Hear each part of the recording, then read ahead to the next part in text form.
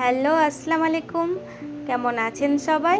তো চলুন 30 মিনিটের মধ্যে গোলাপ জামুন বা ভাজা মিষ্টি বাড়িতেই তৈরি করে নিই।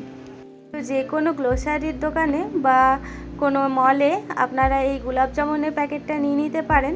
আসলে এটা আগে থেকেই তৈরি করা থাকে, পাউডারগুলো রেডি থাকে, শুধু অল্প একটু দুধ নিয়ে, এখানে আমি হাফ কাপ দুধ নিয়েছি, তো অল্প অল্প দুধ নিয়ে নেব আর একটু হালকা হাতে মেখে নেব। খুব একটা চেপে চেপে মাখার দরকার নেই, অল্প অল্প গরুর দুধ দিয়ে হালকা হাতে এটাকে এইভাবে মাখিয়ে নেব।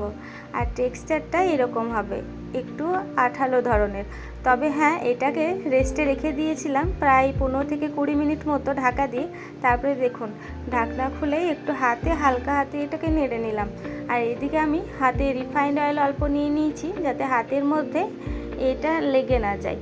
তো আপনারা আপনাদের ইচ্ছে মতো সাইজ করে নেবেন, যেহেতু এই মিষ্টিটা যখন ভাজার পর সেরার মধ্যে দেবেন তখন কিন্তু অনেকটাই ফুলে বড় হয়ে যাবে। তাই আমি আমার ইচ্ছে মতো একটা সাইজে গোল পাকিয়ে নিচ্ছি। আপনারা খুব ভালোভাবে এটাকে গোল করে নেবেন, যাতে কোনো ফাটা বা চিড় ধরে না থাকে, কারণ যখন আপনারা তেলের মধ্যে এটাকে ভাজবেন তখন কিন্তু মিষ্টিটা ফেটে ফেটে যাবে। তো খুব ভালোভাবে এটাকে গোল করে নেবেন।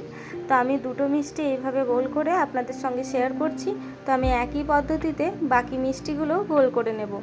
আর এইদিকে নিয়ে নিচ্ছি একটা কড়াইয়ের মধ্যে রিফাইন্ড অয়েল, আপনারা ঘি দিয়েও ভেজে নিতে পারেন। তো এখানে রিফাইন্ড অয়েল নিয়ে নিলাম, তারপরে আমি এই মিষ্টিগুলো একটা একটা দিয়ে দেবো। তবে হ্যাঁ, আমি এখানে দেখাতে ভুলে গেছি, মিষ্টিগুলো দিয়ে কিন্তু মিডিয়াম টু হাই ফ্লেমে এই যে ঝাঁঝরাটা দিয়ে আমি মিষ্টিগুলো নাড়ছিলাম, সেটা উল্টো করে বারবার নেড়ে নেবেন, যাতে মিষ্টির প্রত্যেকটা দিক খুব ভালোভাবে লাল হয়ে আসে। তবে হ্যাঁ, আপনারা কালারটা আপনাদের ইচ্ছে মতো করে নেবেন।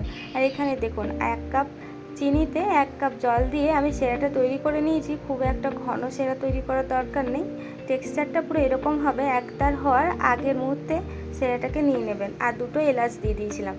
তারপরে সেরাটা তৈরি হয়ে যাওয়ার পর অল্প যখন একটু সেরাটা ঠান্ডা হয়ে আসবে, খুব একটা ঠান্ডা নয়, অল্প, তখনই ওই ভাজা মিষ্টিগুলো তার মধ্যে দিয়ে দেবেন।